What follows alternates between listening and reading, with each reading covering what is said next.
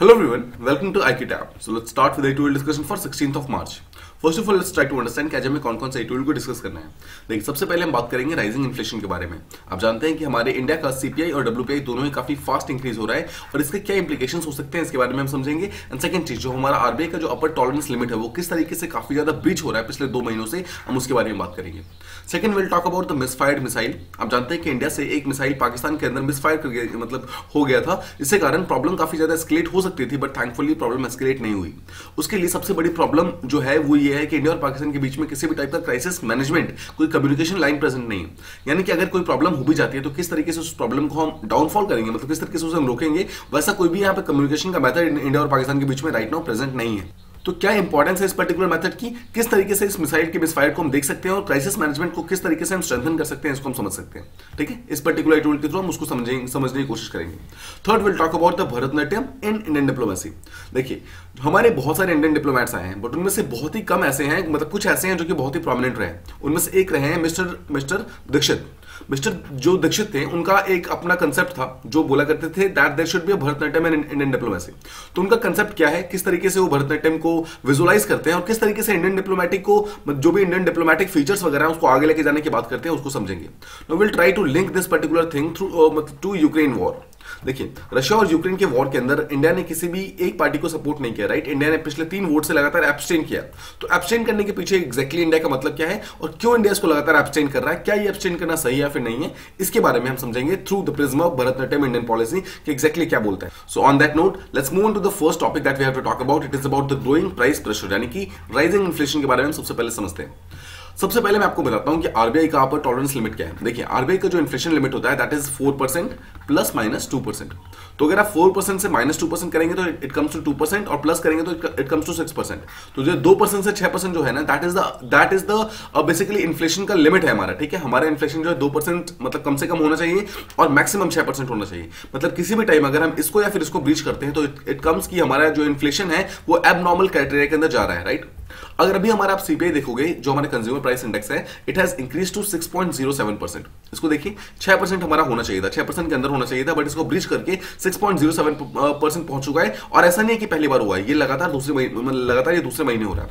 आपको याद है लास्ट मंथ भी 6.05% पहुंच गया था और इस बार 6.07% पहुंच गया। इसका मतलब क्या है, हमारा इन्फ्लेशन लगातार इंक्रीज हो रहा है। ये हम सीपीआई के बारे में बात कर रहे हैं, यानी कि कंज्यूमर प्राइस इंडेक्स के बारे में बात कर रहे हैं। Similarly if will talk about WPI, यानी कि होलसेल प्राइस इंडेक्स के बारे में बात करेंगे, उसका भी इन्फ्लेशन काफी ज्यादा इंक्रीज हो गया है। It has increase to almost 13.11%।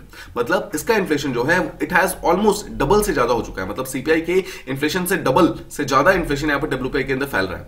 अगर आप इस चीज को ब्रेकअप करोगे, ब्रेक करके आपको मालूम चलेगा जो फूड का जो प्राइस इन्फ्लेशन है, मतलब फूड के अंदर वो सबसे ज्यादा इंक्रीज हुआ है। It has increase to almost 5.85%। मतलब फूड का इन्फ्लेशन जो कि लास्ट टाइम 5.5% के आसपास में था, वो इंक्रीज होकर 5.85% पहुंच गया। इसका मतलब क्या है, फूड की चीजों के अंदर जो प्राइसेस है लगातार उसके इंक्रीज होते जा रहे हैं। सिमिलरली अगर आप फूड के प्राइस इंडेक्स, अगर आप रूरल एरियाज की बात करेंगे, मतलब जो विलेजेस वगैरह हैं, अगर आप स्पेशली उनको देखेंगे तो उनका देखिए एवरेज तो हमारा 5.85% है पूरे इंडिया का जो फूड प्राइसेस का इन्फ्लेशन है, बट जो रूरल एरियाज का जो फूड प्राइस इन्फ्लेशन है वो इंक्रीज होकर 5.87% पहुंच गया। तो इसका मतलब क्या है, अगर हम कंपैरिजन करें रूरल एरियाज और अर्बन एरियाज के अंदर कि कहां पे प्राइसेस ज्यादा इंक्रीज हुए हैं, तो टेक्निकली नॉर्मल केसेस में जब भी हम देखते हैं तो हमें ये लगता है कि जो अर्बन एरियाज है वहां पे प्राइसेस ज्यादा इंक्रीज होने चाहिए। बट यहां पर क्या देखा जा रहा है कि जो रूरल एरियाज है वहां पे प्राइसेस ज्यादा फास्ट इंक्रीज हो रहे हैं एज कंपेयर टू जो अर्बन एरियाज प्रेजेंट है। सिमिलरली जो हमारे प्रोटीन के सबसे इंपॉर्टेंट सोर्सेस जो हमारे इंडिया के अंदर यूज किया जाता है, जैसे मीट हो गया, फिश हो गया, अगर मीट और फिश को देखेंगे, इनका इन्फ्लेशन पिछले महीने से ऑलमोस्ट 2% इंक्रीज हो गया है। 200 बेसिस पॉइंट्स मींस 2% इंक्रीज हो गया है, जहां पर लास्ट टाइम 5.45 के आसपास में हमारा मतलब इन्फ्लेशन हुआ करता था। प्रोटीन सोर्स मतलब जो फूड था उसके अंदर वो इंक्रीज होकर ऑलमोस्ट 7.45% पहुंच गया है। इसका मतलब क्या है, इन्फ्लेशन राइज होने का मतलब क्या है। देखिए, इन्फ्लेशन राइज होने के 2 मेन फैक्टर्स होते हैं। पहला होता है डिमांड का अचानक से बढ़ जाना और सप्लाई का कम हो जाना। अगर डिमांड अचानक से इंक्रीज हो गया तो क्या होता है, लोग कम चीजों के, देखिए अगर सप्लाई कम है मतलब मार्केट के अंदर कोई चीज बहुत ही कम क्वांटिटी के अंदर प्रेजेंट है और लोगों की डिमांड उसके लिए बढ़ गई, इसका मतलब क्या है, लोग उसको किसी भी कीमत पर खरीदना चाहते हैं। मतलब लोग ज्यादा पैसा देकर भी उस चीज को खरीदने को रेडी हो रहे हैं। दैट इज वाई जो दुकानदार है उसकी प्राइस इंक्रीज कर दे रहा है। एंड दैट इज वाई जो लगातार जो protein based sources of food है, जैसे मीट हो गया, फिश हो गया, इनके प्राइसेस पिछले 1 महीने के अंदर ऑलमोस्ट 2% बढ़ गए, यानी कि 7.45% इंक्रीज हो गया। सिमिलरली अगर आप वेजिटेरियन लोगों की बात करेंगे, न्यूट्रिएंट रिच वेजिटेबल्स की बात करेंगे, तो उनका इन्फ्लेशन इंक्रीज होकर ऑलमोस्ट 6.13% इंक्रीज हो गया। देखिए, मैं आपको जितने भी नंबर्स बता रहा हूं, I am not asking you to remember these numbers, आपको याद करने की जरूरत नहीं है, but I am trying to explain you the trend कि किस तरीके से लगातार हमारा इन्फ्लेशन जो है पिछले 2 महीने से इंक्रीज हो रहा है। अगर इस इन्फ्लेशन को रोकने के लिए शॉर्ट टर्म के अंदर कुछ नहीं किया गया तो हो सकता है कि अगले 3 से 4 महीनों के बाद ये इन्फ्लेशन काफी ज्यादा इंक्रीज हो जाए और हमारे कंट्री के अंदर जो एक पैन इंडिया लेवल का इन्फ्लेशन है वो आ सकता है। तो उस चीज को रोकने के लिए पहले से ही यहाँ पर बहुत सारे डिफरेंट टाइप के स्टेप्स लेने होंगे।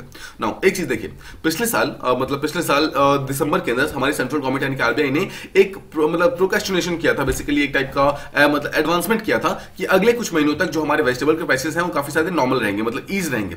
बट आप देख सकते हैं आरबीआई के बोलने के बावजूद आरबीआई ने अपने सारे के सारे डेटा को कैलकुलेट करके ऐसा बोला था, बट इसके बावजूद ऐसा कुछ नहीं हुआ है। यहां पर हमारे प्राइसेस लगातार इंक्रीज हो रहे हैं, मतलब आरबीआई का जो अजम्पशन था कि प्राइसेस डिक्रीज हो जाएंगे वो डिक्रीज नहीं हुआ, उल्टा इंक्रीज हो गया।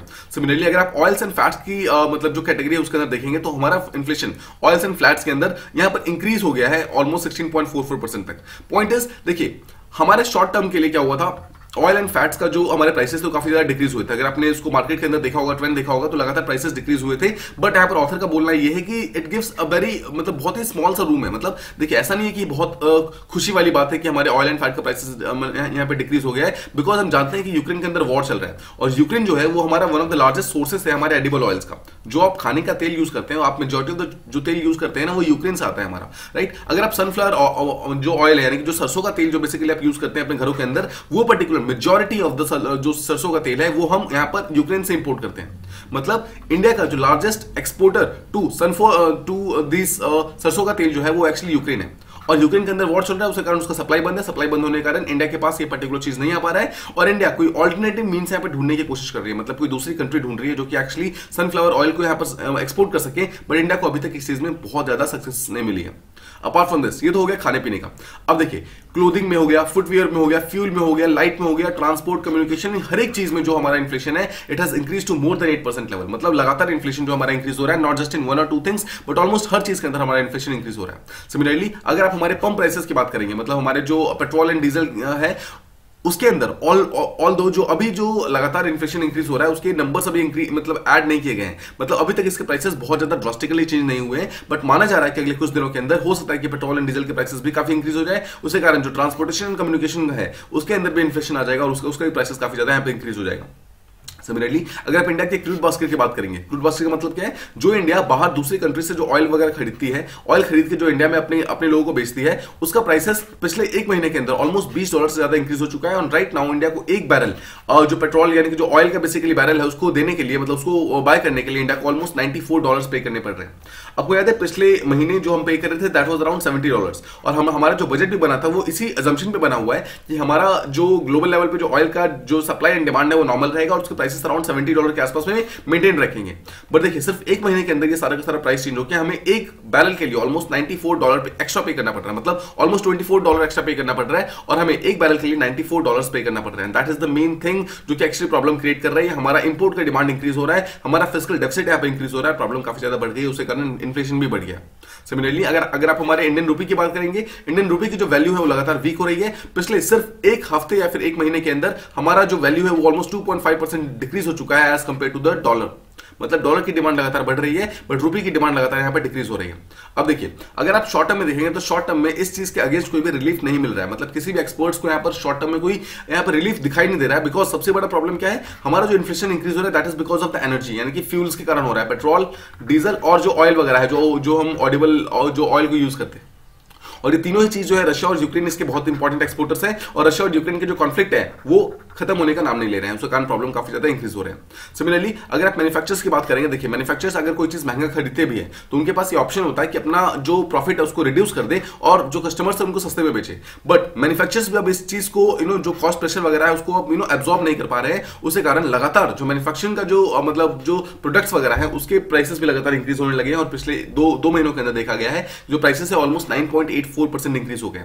मतलब यहां तक कि जो चीजें मैन्युफैक्चरर्स बना रहे हैं जो कि उनको सस्ते में बनाना चाहिए था उस सबके प्राइसेस यहां पर इंक्रीज होने स्टार्ट हो गए। नाउ ऑथर का यहां पर बोलना ये है कि गवर्नमेंट यहां पर चाहे तो कुछ एक्सट्रीम मेजर्स ले सकती है, जैसे कि जो फ्यूल्स वगैरह, जो पेट्रोल डीजल है, जो ऑयल है, उन सब के ऊपर जो टैक्सेस वगैरह है उसको कट कर सकती है ताकि जो प्राइसेस वगैरह है वो यहां पर अंदर रहे, मतलब लिमिट के अंदर रहे। बट द पॉइंट इज कि अगर ऐसा किया भी जाता है तो कहीं ना कहीं गवर्नमेंट का रेवेन्यू है वो काफी ज्यादा रिड्यूस हो जाएगा और गवर्नमेंट यहां पर ऑलरेडी बहुत सारे डिफरेंट चीजों से फाइट कर रही है। अगर उसके पास फंडिंग नहीं रहेगी तो फिर वो फाइट कैसे कर पाएगी। सिमिलरली अगर जो हमारे पॉलिसी मेकर्स, जो हमारे यहाँ पर जो कैबिनेट है, हमारे जो डिफरेंट मिनिस्टर्स वगैरह है, अगर उनको यहां पर अपने हमारे ग्रोथ को अगर अचीव करना है, हमारे आरबीआई को अगर हमारे ग्रोथ को अचीव करना है, तो सबसे पहले हमें इन्फ्लेशन का जो प्रॉब्लम है उसको यहां पर रिड्यूस करना होगा। बिकॉज इन्फ्लेशन अगर इंक्रीज होगा तो यहां पर ग्रोथ नहीं हो सकती है, सिंपल वर्ड्स में। बिकॉज ग्रोथ होगा बट डेवलपमेंट नहीं हो पाएगा, राइट। ये दोनों चीजें कभी भी हैंड इन हैंड नहीं चल सकता है, एंड दैट इज व्हाई हमें इन्फ्लेशन को रिड्यूस करना बहुत इंपॉर्टेंट है अगर हम ग्रोथ को फिर से एक बार अचीव करना चाहते हैं तो। ये था हमारा फर्स्ट एडिटोरियल। आई होप आपको चीजें प्रॉपर्ली समझ आ रही है कि जो इन्फ्लेशन था वो किस तरीके से इंक्रीज हो रहा है। Now let's talk about the second one. यहां हम बात करने वाले हैं मिसफायरिंग ऑफ मिसाइल के बारे में, और किस तरीके से जो हमारा स्ट्रेटेजिक एबिलिटी है दोनों ही कंट्री के बीच में, इंडिया और पाकिस्तान के बीच में, किस तरीके से वो बहुत ज्यादा प्रॉमिसिंग नहीं है। Let's talk about it. Context क्या है? कॉन्टेक्स्ट ये है कि एक टाइप का एक्सीडेंटल फायरिंग हो गया था इंडियन मिसाइल का, जो कि पाकिस्तान के सॉइल के ऊपर गिरा था ऑन 9 मार्च।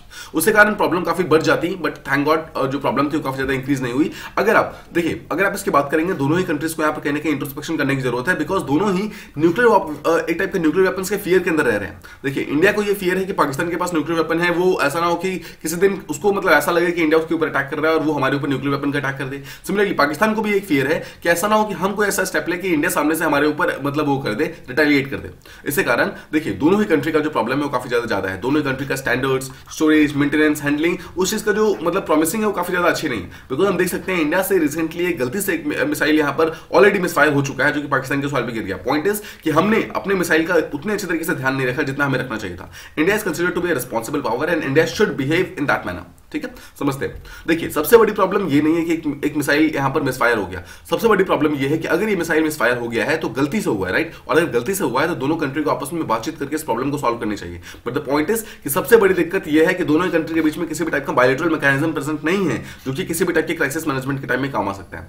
पॉइंट क्या है? पॉइंट यह है कि मान लीजिए कल को इंडिया और पाकिस्तान के बीच में कुछ गलती से भी अगर मिस कम्युनिकेशन हो जाता है और उसके कारण कोई वॉर वगैरह क्रिएट हो जाता है, मतलब किसी भी टाइप का क्राइसिस अगर स्टार्ट होता है तो उस पर्टिकुलर क्राइसिस से निपटने के लिए, उस क्राइसिस से फाइट करने के लिए हम दोनों कंट्री के पास कोई भी बायलैटरल मैकेनिज्म प्रेजेंट नहीं है। मतलब हमें पहले हम दोनों को एटलीस्ट बातचीत करनी होगी, राइट। इंडिया पाकिस्तान को बातचीत करनी होगी, उसके बाद हम इस प्रॉब्लम को सॉल्व कर सकते हैं। बट द पॉइंट इज कि we don't have that particular type of communication. समझते हैं क्या रिस्पॉन्स रहा है दोनों ही पार्टीज का। सबसे पहले पाकिस्तान का रिस्पॉन्स देखते हैं। देखिए, पाकिस्तान का रिस्पॉन्स यहाँ पर बहुत ही बैलेंस था, और बैलेंस्ड होने के कारण ये हम इतना मतलब बिलीव नहीं कर रहे थे, इतना हम एक्चुअली एक्सपेक्ट नहीं कर रहे थे। बिकॉज अगर एक इंडियन मिसाइल जाकर पाकिस्तान के अंदर गिरती है तो हम एक्सपेक्ट करते हैं कि पाकिस्तान हो सकता है कि आगे से रिटेलिएट करेगा। बट थैंकफुली इस बार पाकिस्तान का रिस्पांस बहुत ही बैलेंस था। उन्होंने इस चीज के ऊपर बहुत ज्यादा केओस क्रिएट नहीं किया। उन्होंने बहुत ही नॉर्मली इस चीज को नोटिफाई किया, और इंडिया ने भी इस चीज को मान लिया। इंडिया ने भी इस चीज को मतलब वो नहीं किया, डिनाई नहीं किया, मना नहीं किया। इंडिया ने सिंपली इस चीज को मान लिया, और इंडिया ने ये बोला है कि ऑब्वियसली एक इंक्वायरी हम करेंगे और इस चीज को प्रॉब्लम को हम सॉल्व करने की कोशिश करेंगे। यहां तक कि पाकिस्तान ने भी मान लिया है कि इंडिया ने ये इंटेंशनली नहीं किया था, this was just a mistake. और इस चीज के कारण ये जो था, जो कुछ भी हुआ है, that was the best possible outcome जो हो सकता था। मतलब इंडिया और पाकिस्तान दोनों ने अपने अपने पॉइंट्स को मतलब एग्रीवेट नहीं होने दिया। दोनों ने बहुत ही आसानी से, बहुत ही सॉल्वफुली, मतलब बहुत ही प्रॉब्लम को सॉल्व करने के बेसिस पे इस प्रॉब्लम को सॉल्व कर लिया। तो let's talk about some of the major issues जो कि दोनों कंट्री के बीच में है। फर्स्ट ऑफ ऑल, दोनों ही कंट्री ने अपने अपने हाई कमिश्नर्स को अपने अपने कंट्री के अंदर वापस बुला लिया है। मतलब इंडिया का कोई भी हाई कमिश्नर पाकिस्तान के अंदर अभी राइट नाउ प्रेजेंट नहीं है। सिमिलरली पाकिस्तान का कोई भी high commissioner right now India के अंदर प्रेजेंट नहीं है। मतलब कि कल को अगर प्रॉब्लम होती है तो इंडिया पाकिस्तान से डायरेक्टली कोई कांटेक्ट नहीं कर पाएगा, और पाकिस्तान इंडिया से डायरेक्टली कांटेक्ट नहीं कर पाएगी। सेकंड चीज, इंडिया और पाकिस्तान के बीच में किसी भी टाइप का बायलैटरल डायलॉग नहीं होता है। मतलब दोनों ही आपस में बैठ के बातचीत करें, प्रॉब्लम को सॉल्व करें, ऐसा कुछ भी नहीं होता है।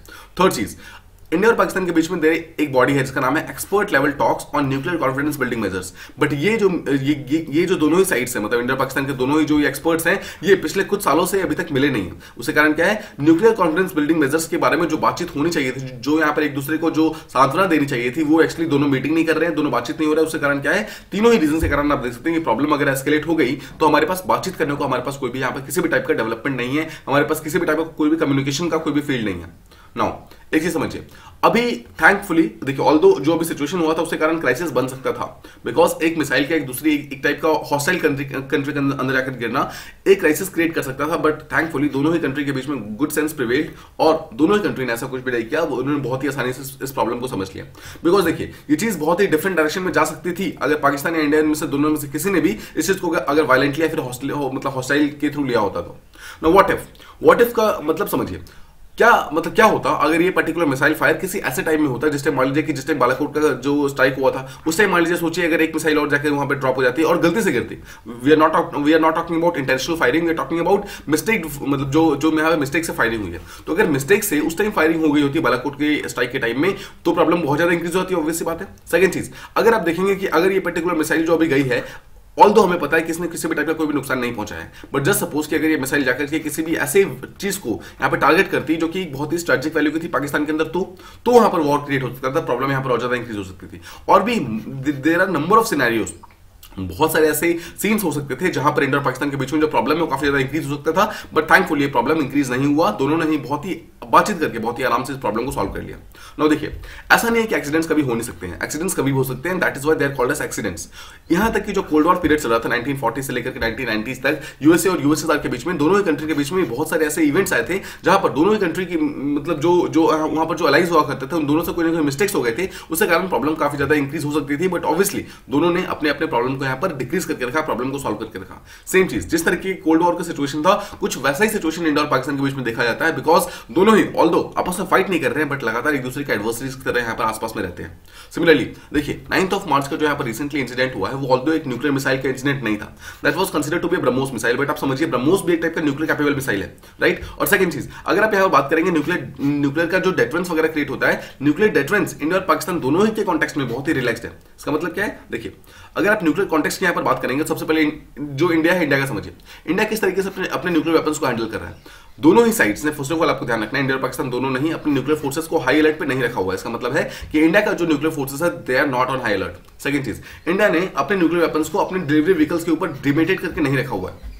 इसका मतलब क्या है, मतलब इंडिया ने ऐसा नहीं है कि अपने जो उसके व्हीकल्स है, जो लॉन्चिंग पैड्स है, उसके ऊपर लगातार मिसाइल्स को मतलब रेडी करके रखा हुआ है कि जैसे किसी ने मतलब स्ट्राइक किया हमारे ऊपर हम उसके ऊपर ब्लास्ट कर देंगे। इंडिया ने ऐसा कुछ भी नहीं किया हुआ है। इंडिया ने उसको बहुत ही पीसफुली, बहुत एक टाइप के स्टोरेज रूम के अंदर रखा हुआ है और उसको अपने लॉन्चिंग व्हीकल्स के ऊपर नहीं रखा हुआ है।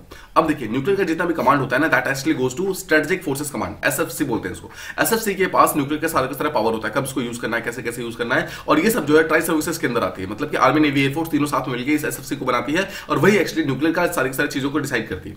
नाउ इसका फाइनल डिसीजन जो प्राइम मिनिस्टर देते हैं, और प्राइम मिनिस्टर ने अभी ऐसा इसको कोई भी ऐसा डिसीजन नहीं दिया हुआ जिसके थ्रू इनको अलर्ट होने की जरूरत है। मतलब क्या है, पहली बात तो ये डीमेटेड है, मतलब लॉन्चिंग व्हीकल्स के ऊपर प्रेजेंट नहीं है, और सेकंड चीज है डी अलर्टेड है, मतलब किसी भी अलर्ट पे नहीं है, ये नॉर्मल जहां पर रखे हुए हैं बहुत ही सेफली उनको रखा हुआ है। थर्ड चीज, इंडिया के पास किसी भी टाइप का टैक्टिकल न्यूक्लियर वेपन्स नहीं है।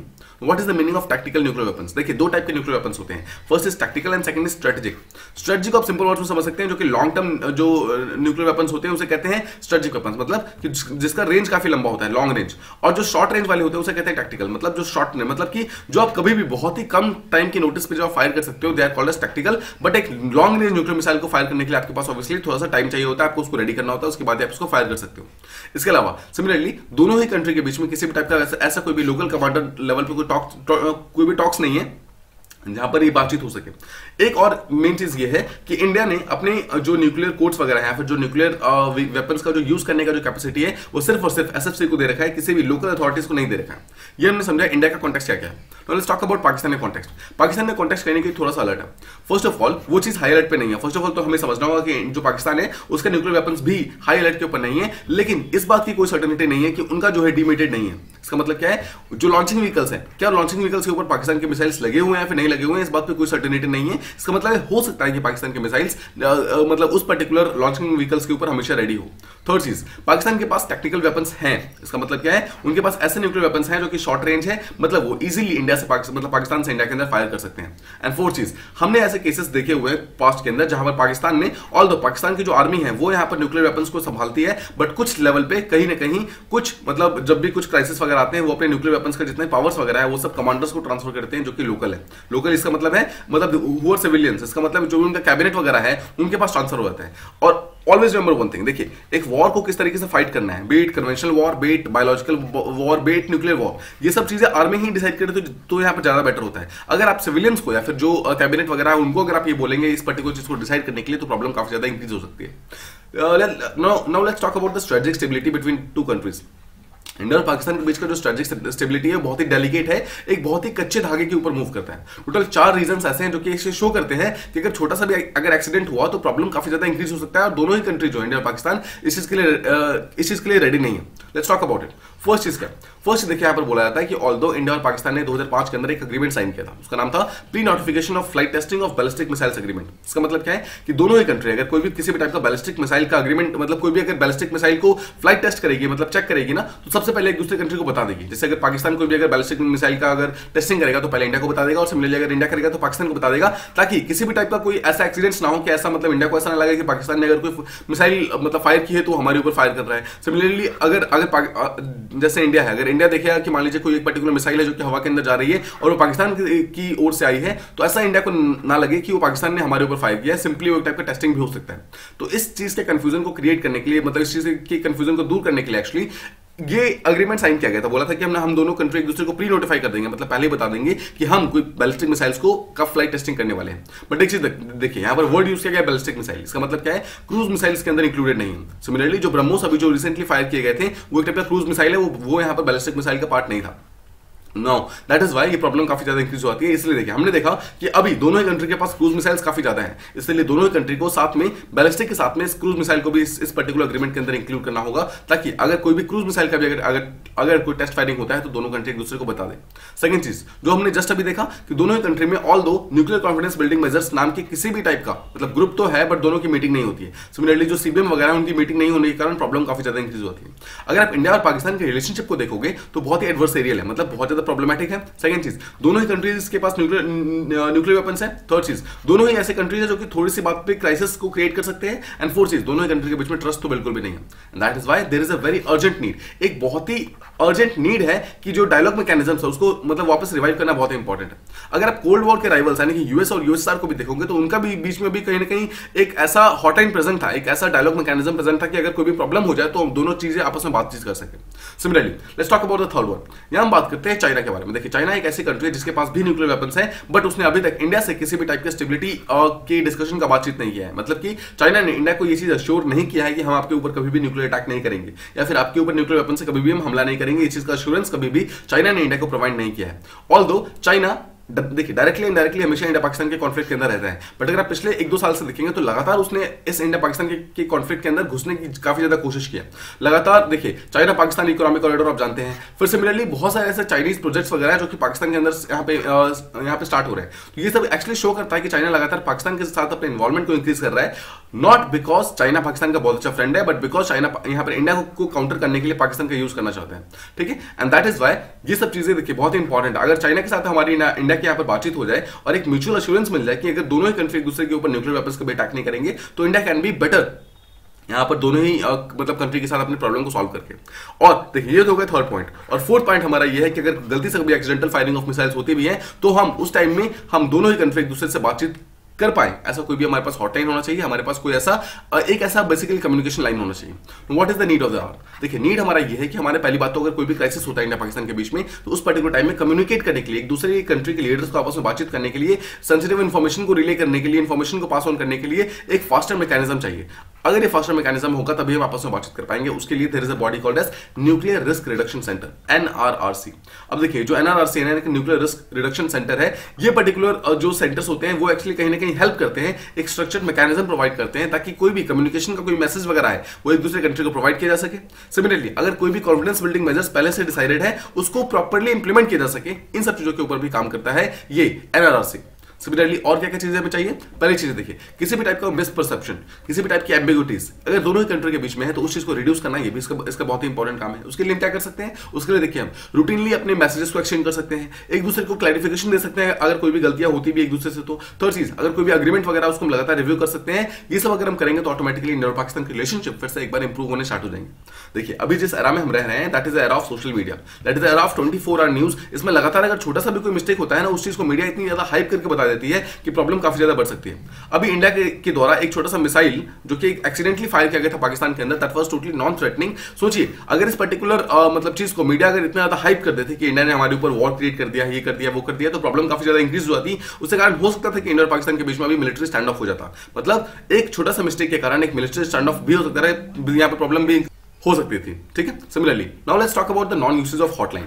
हॉटलाइन क्या होता है? हॉटलाइन बेसिकली एक टाइप का ऐसा कम्युनिकेशन लाइन होता है, एक टाइप का सिंपल समझिए, एक टाइप का टेलीफोन होता है जो कि एक इंडिया के अंदर होगा, एक पाकिस्तान के अंदर होगा। तो व्हाट हैपेंस इट, ये टोटली सिक्योर लाइन होता है जिसके ऊपर दोनों ही कंट्री के लीडर्स कभी भी बात कर सकते हैं, उनकी इन्फॉर्मेशन को कोई और थर्ड पार्टी कभी भी एनक्रिप्ट नहीं कर सकती है, मतलब ये पूरी तरीके से एनक्रिप्टेड होता है। अब देखिए ये बहुत ही कंसर्निंग है, बहुत ही प्रॉब्लमेटिक है कि despite having a hotline between India and Pakistan, दोनों के लीडर्स ने यहाँ पर इस चीज के बारे में बात नहीं की।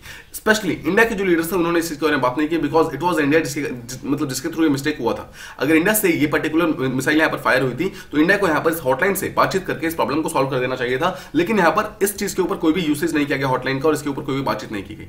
एक ही समझिए, हमारे पास जितने मर्जी रिस्क को रिड्यूस करने के मैकेनिज्म प्रेजेंट हो, बट अगर हमारे यहाँ पे पॉलिटिकल विल नहीं है ना, हमारे यहाँ पे लीडर्स अगर बातचीत करने को रेडी नहीं है, तो हम इस प्रॉब्लम का कोई भी सोल्यूशन निकाल नहीं सकते हैं, टोटली यूजलेस हो जाएगा।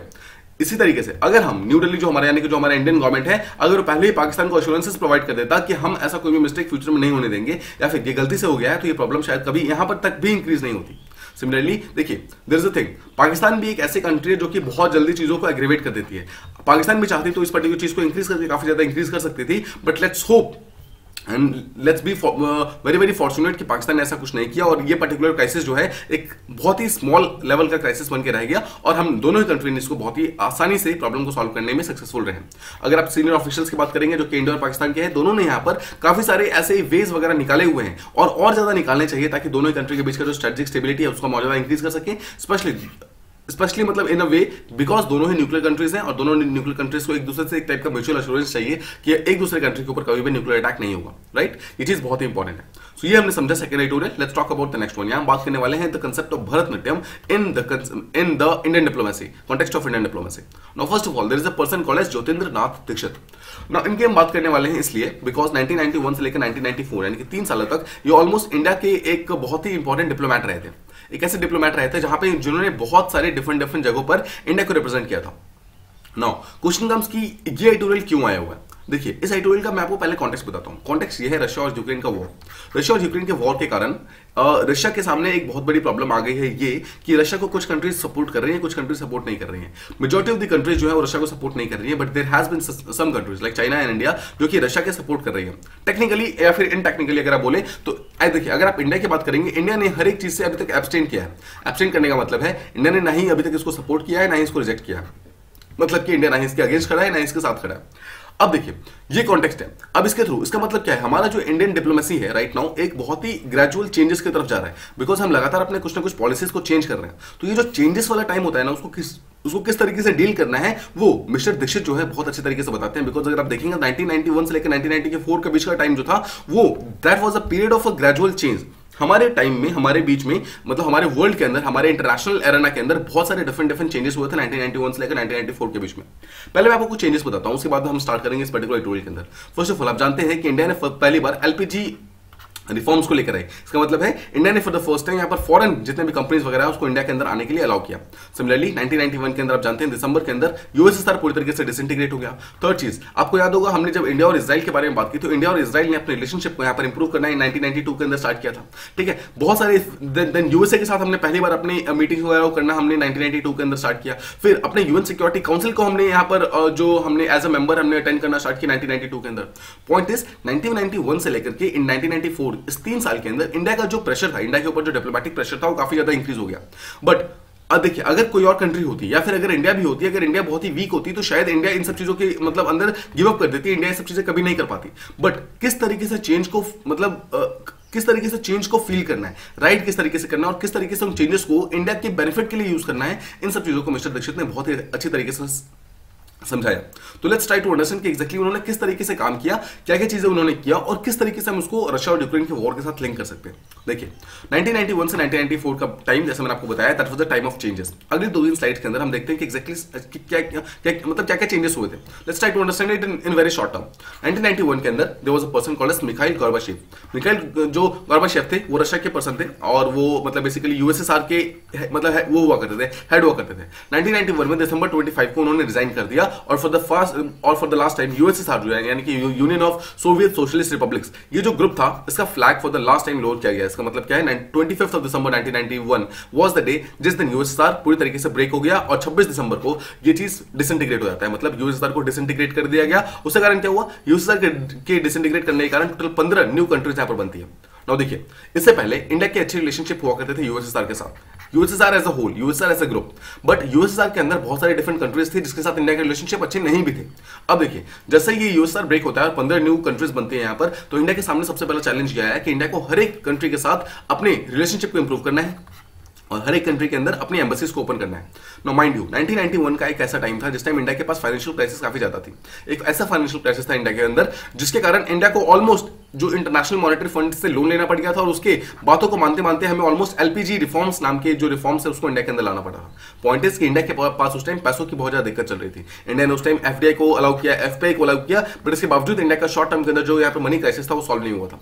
बट इस मनी क्राइसिस के होने के बावजूद 1991 में इंडिया ने ऑलमोस्ट 15 कंट्री के अंदर अपनी एम्बेसीज को ओपन किया था, which needs a lot of money। Second चीज, 1992 के अंदर इंडिया और इजराइल ने अपने रिलेशनशिप को इंप्रूव किया।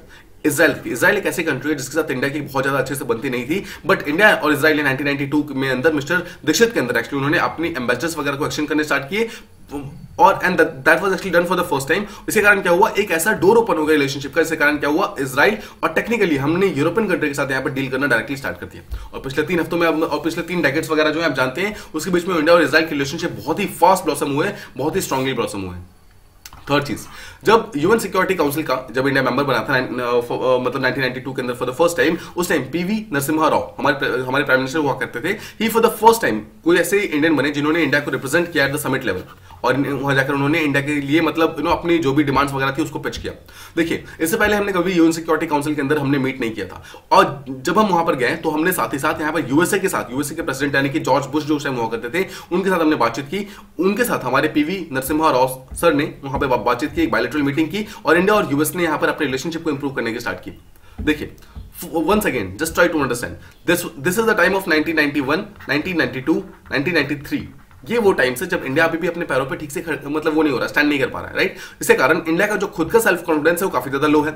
इसका मतलब है अगर इस टाइम में यूएन सिक्योरिटी काउंसिल के अंदर जाके इंडिया बातचीत कर रहा है, यूएसए जैसे सुपर पावर जो कि जस्ट अभी एक यूनिसोलर मतलब सुपर पर वो बना है, पावर बना है, उसके साथ बातचीत करना एक बहुत ज्यादा यहाँ पर एफर्ट चाहिए होते हैं। दैट इज व्हाई इंडिया ने इस पर्टिकुलर चेंज को एक्सेप्ट किया था। इंडिया ने इस चेंजेस को यहाँ पर अपने हिसाब से चेंजेस करने की कोशिश की थी। सिमिलरली कोल्ड वॉर के टाइम में भी देखिए, कोल्ड वॉर के टाइम में इंडिया और यूएसए के रिलेशनशिप उतने अच्छे नहीं थे। हम जानते हैं, आपको कल भी बताया था, आपको याद होगा कि 1965 के वॉर में, 1962 के वॉर में, 1971 के वॉर में जब हमने यूएसए से हेल्प मांगी थी, यूएसए ने हर बार मना कर दिया था। एंड हर बार जो मना किया था, हर बार मॉरल सपोर्ट प्रोवाइड कर रहा था, बट हमें किसी भी टाइप का मिलिट्री सपोर्ट प्रोवाइड नहीं कर रहा था। एंड दिस शोज कि एक्चुअली इंडिया और यूएस के रिलेशनशिप बहुत अच्छे नहीं हुआ करते थे। अब जो जॉर्ज बुश यानी कि जो उस टाइम प्रेसिडेंट हुआ करते थे यूएसए के, उनसे जब बातचीत की गई तो the topic was nuclear proliferation and डिसआर्मामेंट। Because आप जानते हैं कि 1989 के आसपास में इंडिया जो था मतलब उसने फर्स्ट अपना न्यूक्लियर जो टेस्टिंग था वो किया था और उसके कारण इंडिया को एक न्यूक्लियर कैपेबल कंट्री माना जाने लगा था। ऑल्दो हम पूरी तरीके से न्यूक्लियर कैपेबल 1998 के अंदर बने थे, बट 1989 के आसपास में हमने यहाँ पर ये चीज की टेस्टिंग वगैरह स्टार्ट कर दी थी। एंड देखिए, ये जो फर्स्ट मीटिंग हुई थी 1992 के अंदर, it actually paved the way कि 2008 के अंदर हमारा इंडिया और यूएसए का सिविल न्यूक्लियर कोऑपरेशन एग्रीमेंट हो पाया। अगर सोचिए, अगर ये मीटिंग नहीं हो पाती तो शायद कभी हम इस पर्टिकुलर एग्रीमेंट तक नहीं पहुंच पाते और आज इंडिया और यूएसए के रिलेशनशिप जो इतने अच्छे हैं वो शायद इतने अच्छे नहीं हो पाते। तो ये सब कहीं ना कहीं 1992 की उस मीटिंग के पीछे जाता है। सिमिलरली 1992 के अंदर ही हमने आसियान के अंदर for the first time look east policy का हमने कंसेप्ट प्रोवाइड किया, जहां पर 1992 से लेकर 1993, 4, 5 3 सालों तक हम लगातार इस पर्टिकुलर लुक ईस्ट पॉलिसी के थ्रू अपने जितने भी कंट्री हैं आसपास के उनके साथ अपने रिलेशनशिप को हमने लगातार इंप्रूव करना स्टार्ट किया। 1995 होते होते हम उसके फुल डायलॉग पार्टनर बन गए, ठीक है। और 1996 होते होते हमने आसियान के अंदर एक बहुत ही इंपॉर्टेंट सिक्योरिटी डायलॉग का जो प्लेटफॉर्म था उसको इनिशिएट कर दिया और यहां पर हमने एक चीज मतलब बातचीत करनी स्टार्ट कर दी। देखिए, एक चीज समझिए, आसियान का मेंबर अभी भी इंडिया नहीं है और इंडिया जो है इसका मेंबर नहीं बन सकता because it is association of south east Asian Nations और इंडिया जो है साउथ ईस्ट का पार्ट नहीं है, इंडिया साउथ एशिया का पार्ट है, ठीक है। साउथ ईस्ट एशिया का पार्ट नहीं है, जस्ट रिमेंबर दैट। इंडिया इसका एक टाइप का फुल डायलॉग पार्टनर है एंड दैट इज वन, मतलब ये अपने आप में एक बहुत बड़ी चीज है बिकॉज फुल डायलॉग पार्टनर भी सिर्फ उसी को मिलता है जो कि बहुत ही स्ट्रेटेजिकली बहुत ही इंपॉर्टेंट नेशंस होते हैं। सिमिलरली देखिए 1995 में 1992 में जो एक्चुअली बातचीत स्टार्ट हुई थी 1995 में, उसके कारण हमें फुल डायलॉग पार्टनरशिप का एक टाइप का रिकॉग्निशन प्रोवाइड हुआ और 2000 होते होते मतलब 2002 होते होते हम एक टाइप के एनुअली हमारा इंडिया और आसियान का एक टाइप का समिट होने लगा, जहां पर डिस्पाइट मतलब India not being a part of ASEAN, उसके बावजूद आसियान का हर एक कंट्री इंडिया से मिलने के लिए, इंडिया से बातचीत करने के लिए हर साल आता है और बातचीत करके जाता है। जिसके कारण क्या होता है, दोनों कंट्री के दोनों ही जो रीजन है उसके बीच में प्रॉब्लम काफी ज्यादा मतलब सॉल्व होती है। सिमिलरली 1993 आते आते हमने यहाँ पे चाइना के साथ अपने जो हमारे जो रिलेशनशिप थे उसको इंप्रूव करना स्टार्ट किया। अगेन जो मिस्टर राव यानी कि पीवी नरसिम्हा राव जो हमारे उस टाइम के प्राइम मिनिस्टर हुआ करते थे, उन्होंने यहाँ पर बातचीत करनी स्टार्ट की। बहुत सारे ऐसे कॉन्फिडेंस बिल्डिंग मेजर्स यहाँ पर किए, बहुत सारे पीस एंड ट्रैंक्विलिटी के लिए बहुत सारे ऐसे साइन वगैरह हुए, जिसके कारण दोनों ही कंट्री के बीच में जो रिलेशनशिप था वो धीरे धीरे इंक्रीज होना स्टार्ट हुआ। चाइना के साथ ही हमने उस टाइम ताइवान के साथ भी रिलेशनशिप को अपना इंक्रीज करना स्टार्ट किया। हमने इकोनॉमिक एंड कल्चर जो बहुत सारे कल्चरल सेंटर्स वगैरह थे उसको ओपन किए, और 1992 में इंडिया और ताइपाई ने आपस में मिलकर एक टाइप का एसोसिएशन ऑफिस लॉन्च किया, जिसके थ्रू दोनों ही साथ में मिलकर बातचीत कर सकते थे। तो अब देख रहे हैं, देखिए 1991 once again try to understand 1991 India is not that strong, India is diplomatically not that strong, India is financially not strong, India is politically not strong, India is economically not strong. Despite being not strong, India ने UN security council के अंदर अपने जो demands थे उसको pitch किया, US के सामने अपने डिमांड्स को पिच किया, इजराइल के साथ अपने रिलेशनशिप को इंप्रूव किया, देन चाइना के साथ अपने रिलेशनशिप को इंप्रूव किया, ऑलमोस्ट हर कंट्री के साथ जिसके साथ इंडिया के रिलेशनशिप अच्छे नहीं थे उसके साथ अपने मतलब चीजों को इंक्रीज किया।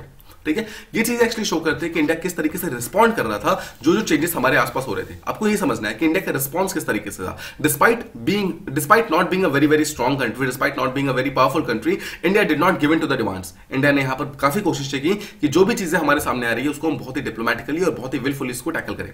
सिमिलरली जो मिस्टर दीक्षित हुआ करते थे उनका एक स्टेटमेंट था, उनका स्टेटमेंट ये था, in Indian diplomacy sometimes you need to do a bit of Bharatanatyam.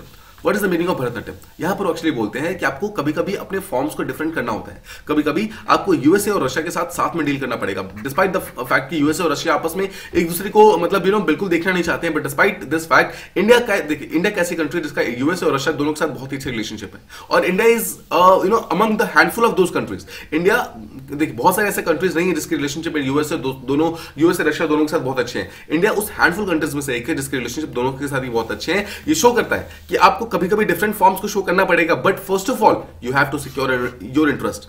सबसे पहले हमें अपने इंटरेस्ट को सिक्योर करना है, एंड वंस हमारे खुद के इंटरेस्ट अगर सिक्योर हो जाए उसके बाद आप अलग अलग कंट्रीज से अलग अलग मतलब फॉर्म्स में बातचीत कीजिए, अलग अलग कंट्रीज से अपने रिलेशनशिप को इंप्रूव करने की कोशिश कीजिए। ये सेम चीज हम अगर यूक्रेन कॉन्फ्लिक्ट को समझे, इंडिया ने भी राइट नाउ चीजों को एब्सटेन किया हुआ है, राइट, अपने सारे के सारे पॉलिसीज को एब्सटेन किया हुआ है। वो चीज कहीं ना कहीं दीक्षित प्रिंसिपल को पूरी तरीके से शो करता है। देखिए हम सेम भरतनाट्यम वाला यहाँ पर कंसेप्ट समझ सकते हैं, जहां पर इंडिया सबसे पहले क्या कर रहा है, इंडिया सबसे पहले एब्सटेन इसलिए कर रहा है बिकॉज इंडिया अपने खुद के कोर इंटरेस्ट को यहाँ पर फुलफिल करना चाहता है। एंड वंस इंडिया का कोर इंटरेस्ट फुलफिल हो रहा है उसके बाद इंडिया रशिया और जो यूएसए है जो यूक्रेन है सबके साथ इक्वली डील करने की कोशिश कर रहा है। सो एक चीज समझिए, इंटरनेशनल एरेना जो होता है उसके अंदर कुछ चीजें बहुत ही क्लियर कट होती है। एक चीज ये है, अगर आप किसी भी टाइप का फॉर का वोट देते हो यूएन सिक्योरिटी काउंसिल के अंदर, फॉर या फिर अगेंस्ट का वोट देते हो, ये डायरेक्टली शो करता है कि एक पर्टिकुलर कंट्री को आप या तो सपोर्ट कर रहे हो या फिर आप उसको अपोज कर रहे हो। इसका मतलब है इंडिया अगर डायरेक्टली या फिर इनडायरेक्टली अगर फॉर का वोट देता अगर रशिया के लिए, इसका मतलब है कि इंडिया डायरेक्टली उसको सपोर्ट कर रहा था। अगर अगेंस्ट का वोट देता इसका मतलब है इंडिया उसको सपोर्ट नहीं कर रहा था। इसका मतलब क्या है, ये सिंपली ब्लैक एंड व्हाइट है। बट यहां पर देखिए अगर आप ब्लैक एंड व्हाइट को देखेंगे तो इसका मतलब क्या है, अगर आप किसी एक को कहीं ना कहीं चूज करते हो तो दूसरे के साथ आप रिलेशनशिप को कभी भी अच्छे मतलब रख नहीं सकते हैं। जैसे रशिया के अगेंस्ट अगर आपने अगेंस्ट का वोट अगर आज दिया है तो डेफिनेटली रशिया जो है आपके सपोर्ट में नहीं बैठेगा। यहां पर इंडिया का जो बेस्ट कोर इंटरेस्ट है वो ये है कि इंडिया को एब्सटेन करना है, बिकॉज इंडिया को कहीं ना कहीं ग्रे जोन के अंदर रखता है। ग्रे जोन का मतलब क्या है, ना ही ब्लैक है ना ही व्हाइट है, मतलब ना ही हम पूरी तरीके से इस तरफ है ना ही हम पूरी तरीके से उस तरफ है, हम यहाँ पर बीच में बैठे हुए हैं। This is called as the middle path. हम यहाँ पर बीच के पाथ में हैं जहां पर हम दोनों ही ऑप्शंस को अपने लिए कहीं ना कहीं ओपन करके रखे हुए हैं। नाउ एक तरफ कुछ कंट्री ऐसी हैं जो कि इसको फैन सेटिंग बोलती है, मतलब बाहर बैठ के चीजों को देखना, बाहर बैठ के चीजों को चेक करना, और सेकंड होता है डिप्लोमेटिक मैन्यूवर, मतलब कि बहुत ही डिप्लोमेटिकली आपने सोच समझ के डिसीजन लिया कि हम दोनों को सपोर्ट नहीं करेंगे वो, और ये ऐसा इसलिए बिकॉज हम चाहते हैं कि दोनों ही कंट्रीज अपने अपने प्रॉब्लम को अलग तरीके से सॉल्व करें, नॉट थ्रू वॉर। यूक्रेन के इंस्टांस में हमने सेकंड वाला यहाँ पर पोस्टर जो वो हमने यूज किया है, हम यहाँ पर फैन सेटिंग नहीं कर रहे हैं। इंडिया यहाँ पर ये नहीं कर रहा है कि हम बैठ करके सिर्फ देख रहे हैं कि क्या हो रहा है क्या नहीं हो रहा। हमने यहाँ पर एक डिप्लोमेटिक मैन्यूवर को यूज किया है जहां पर हम सक्सेसफुली इस चीज को चेक करना चाहते हैं कि यूक्रेन के अंदर जो भी प्रॉब्लम्स वगैरह है वो रशिया उसको प्रॉब्लम को सॉल्व तो कर दे, बट इसके कारण रशिया और इंडिया के रिलेशनशिप यहाँ पर खराब नहीं होने चाहिए। अब देखिए एक चीज समझिए, यहाँ पर वेस्टर्न कंट्रीज जो है वो इंडिया से डिससेटिस्फाइड नहीं होंगी, वो इंडिया से सेटिस्फाइड होंगी बिकॉज इंडिया ने एक्सचेंज किया है। क्यों?